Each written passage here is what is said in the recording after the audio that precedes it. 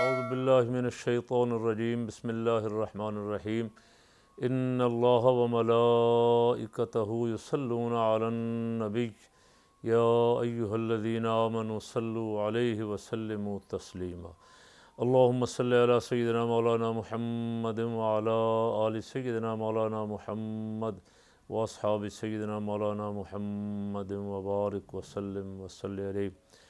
آج کل ایک دفعہ پھر ملک میں نظام کی بحث چھڑی ہوئی کہ ملک میں نظام کون سا ہونا چاہیے۔ اس وقت ملک میں پارلیمانی جمہوریت چل رہی ہے، پارلیمانی جمہوری نظام، اور ایک شوشہ چھوڑا کسی نے صدارتی نظام کا، تو سارے میڈیا پہ اس کا شور پڑا ہوا ہے، اخبارات میں، الیکٹرانک میڈیا پہ، اس پہ سارا بحث مباحثہ ہو رہا ہے۔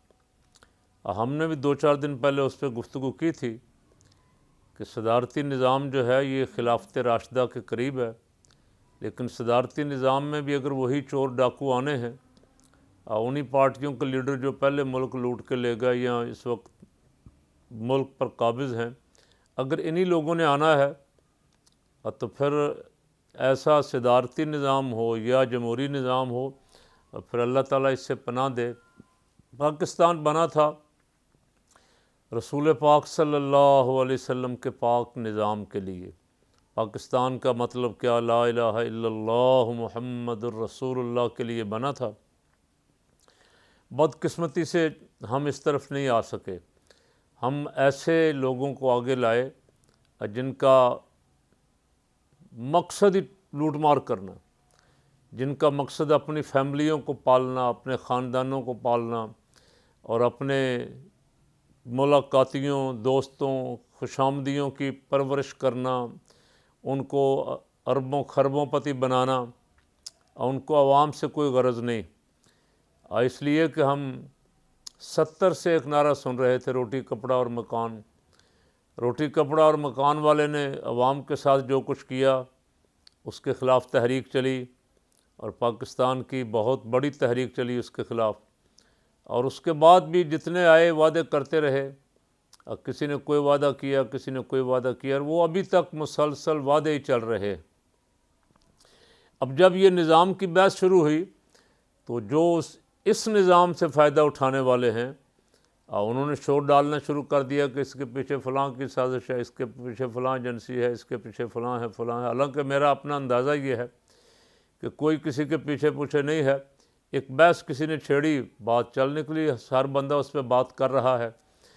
اچھا، جمہوریت کے دشمن کا جو صدارتی نظام کی بات کر رہے ہیں ان کو جمہوریت کے دشمن کا لقب بھی دیا جا رہا ہے کہ جمہوریت کے مخالف ہیں۔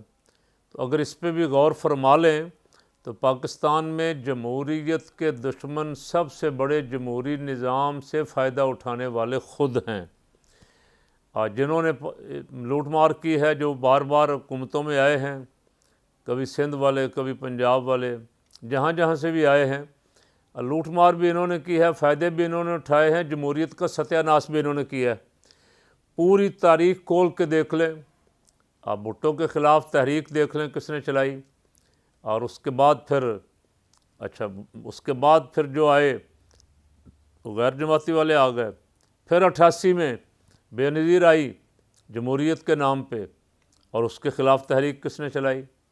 یہ سارا کچھ بچے کو پتہ ہے۔ جو لوگ اس وقت موجود تھے، بعد میں آنے والے تو بیچارے اس سے ناواقف ہیں، ان کو پتہ ہے کہ کس طرح اس کی حکومت بھی 2-2.5 سال کے اندر اندر گرا دی گئی، اور گرانے والے کون تھے؟ وہ جمہوریت کے چیمپئن تھے جو آج جمہوریت کے چیمپئن بن رہے۔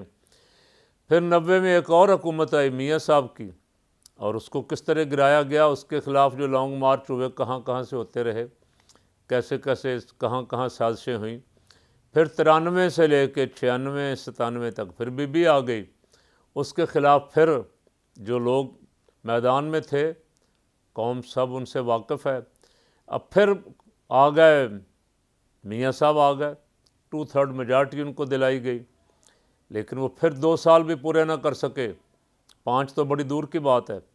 اور پھر ان کے خلاف کون تھا اس وقت؟ اب پھر ماشاء اللہ آ گیا، اور ماشاء اللہ کو ویلکم بھی جنہوں نے کیا وہ جمہوریت کے چیمپئن ہی تھے۔ اب پھر جب مارشل لا ختم ہوا، صدارتی نظام ختم ہوا، صدر مشرف صاحب چلے گئے، تو پھر زرداری صاحب آ گئے۔ زرداری صاحب نے مشرف صاحب سے ہی حلف لیا، مل جل کے اس کابینہ نے بھی، نون لیگ والوں نے بھی، پی پی والوں نے بھی۔ نون لیگ والوں نے بڑی مہربانی کی، جمہوریت پہ کالی پٹیاں باندھ لیں۔ ہم احتجاجاً حلف اٹھا رہے ہیں، سبحان اللہ۔ عوام کو بیوقوف بنانے کے لیے کیسے کیسے حربے ہیں ان کے پاس۔ احتجاجاً مشرف سے حلف لے رہے تھے نون لیگ والے۔ اچھا، پھر پیٹ پھاڑنے کی باتیں ہوتی رہیں کہ پیٹ پھاڑ دیں گے اور سڑکوں پہ گھسیٹیں گے، اور لاڑکانہ اور کراچی اور لاہور اور اسلام آباد کی سڑکوں پہ گھسیٹیں گے، یہ کر دیں گے، وہ کر دیں گے۔ وہ کون تھے؟ کوئی ایجنسیوں والے تھے؟ وہ آئی ایس آئی والے تھے؟ وہ صاحب جمہوریت کے چیمپئن ہی تھے، ان کی تقریریں آج بھی میڈیا پہ موجود ہیں۔ اب وہ حضرات آج پھر نئے سرے سے پھر جمہوریت کا کوئی نیا لباس پہن کے چیمپئن بننے کی کوشش کر رہے ہیں۔ اب پھر اپنے پیٹ پھاڑتے پھاڑتے ان کی حکومت آ گئی، اور پیٹ پھاڑنے کی بجائے جفیاں ڈالنے لگ گئے، اور طے ہو گیا کہ مل جل کے کھائیں پئیں گے اور باریاں لگائیں گے، اور لگائی ہوئی ہیں باریاں تو ویسے پہلے یہ تو طے ہے، ایک باری آپ کی، ایک باری ہماری۔ اب پھر 2013 میں پھر جمہوریت کے لاہور والے چیمپئن آ گئے، جاتی عمرہ والے، اور پھر 4-5 سال جو کچھ ہوتا رہا وہ ساری قوم جانتی۔ دھرنے بھی یاد ہیں لوگوں کو، خان صاحب کا دھرنا بھی یاد ہے، ڈاکٹر صاحب کا دھرنا بھی یاد ہے۔ اور اب جب سے خان صاحب آئے ہیں، میرا خیال کوئی ایک دن بھی انہوں نے سانس نہیں لیا، نہ لینے دیا۔ یہ بھی روز کبھی جلوس، کبھی جلسہ، کبھی دھرنا، کبھی پریس کانفرنس۔ تو جمہوریت کا دشمن صاحب کون ہے؟ یہ ذرا فیصلہ آپ خود فرما دیں۔ جمہوریت کے دشمن، جمہوریت کے رستے میں رکاوٹیں ڈالنے والے، جمہوریت کا رستہ روکنے والے، آپ کے یہ کرتوت دیکھ دیکھ کے عوام اس نتیجے پہ پہنچے ہیں کہ یہ نظام ہی ناکارہ ہے۔ کل گورنر صاحب نے کہا نہیں نظام تو ٹھیک ہے، چلانے والے ٹھیک نہیں ہیں۔ تو پھر گورنر صاحب چلانے والے کہاں سے لائیں؟ آپ تو یورپ سے نہا دھو کے آئے تھے، آپ تو صاف پانیوں کے دھلے ہوئے تھے، آپ سے بھی نظام نہیں چل سکا، تو کہاں سے لائیں؟ اگر نظام چلانے والے ٹھیک نہیں ہیں بقول آپ کے، تو پھر آپ نشاندہی فرما دیں۔ ہمارا موقف تو روز اول سے یہ ہے کہ یہ نظام ہی ناکارہ ہے۔ اس نظام میں جب کوئی کروڑوں روپے لگا کے آئے گا، ڈاکہ مار کے چوری کر کے آئے گا، سمگلر آئے گا، بلیک میلر آئے گا، تو وہ آ کے یہی کام کرے گا۔ جس نے کروڑوں روپے لگایا ہے وہ کروڑوں روپے کمانے کے لیے آئے گا نا، وہ عوام کی خدمت کے لیے تو نہیں آئے گا۔ تو یہ نظام پھر کس طرح کامیاب ہوا؟ اس نظام میں آئے گا وہی جس کے پاس کروڑوں ہے، آئے گا وہی جس کے پاس کوئی 10-20-50 لینڈ کروزر گاڑیاں، کوئی کاریں، کوئی آگے پیچھے ہٹو بچو والے۔ عوام کا مزاج یہ بنا دیا گیا ہے کہ عوام بھی اپنے جیسے کو ووٹ نہیں دیتے، غریب کو ووٹ ہی نہیں دیتے۔ نظام جو مرضی آ جائے، لوگ یہی رہیں گے۔ اور جب لوگ چلانے والے نظام صدارتی کو بھی اور پارلیمانی نظام کو بھی یہی ہوں گے، ان کی خرابیاں تو ان کے ساتھ موجود رہیں گی۔ بددیانت، کرپٹ افراد جو ہیں، جو اپنے خوشامدیوں کو صرف پالنے کے لیے آتے ہیں، وہ کیسے نظام چلائیں گے؟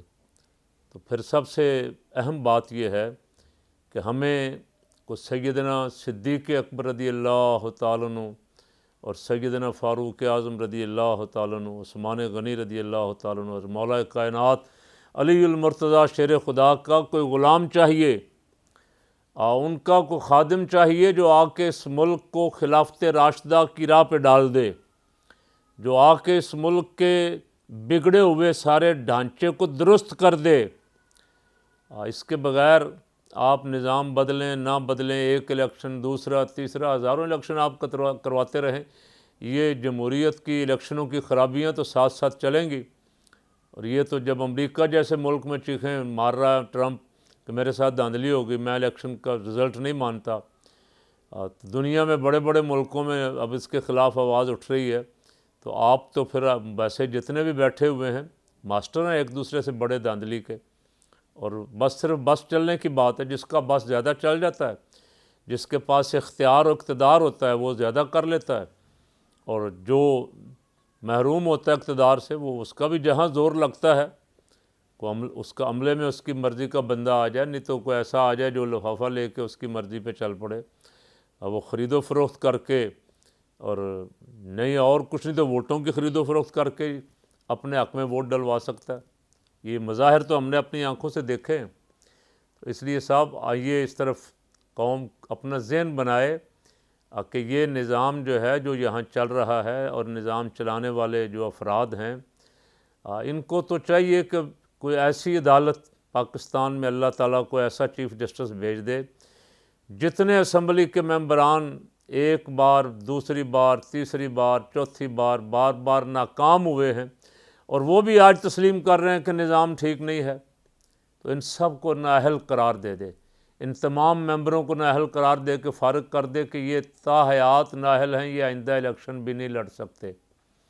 اور الیکشن لڑنے والے ممبروں کے لیے، امیدواروں کے لیے کوئی ایسا معیار مقرر کیا جائے، اور سب سے پہلا تو یہ ہے کہ وہ متقی اور پرہیزگار ہوں، دیانتدار ہوں، دیندار ہوں، خوف خدا رکھنے والے ہوں گے تو نظام درست ہو سکے گا، وگرنہ دنیا کی کوئی طاقت جو ہے آپ کو کرپشن سے، بے ایمانی سے، بدعنوانی سے نہیں روک سکتی۔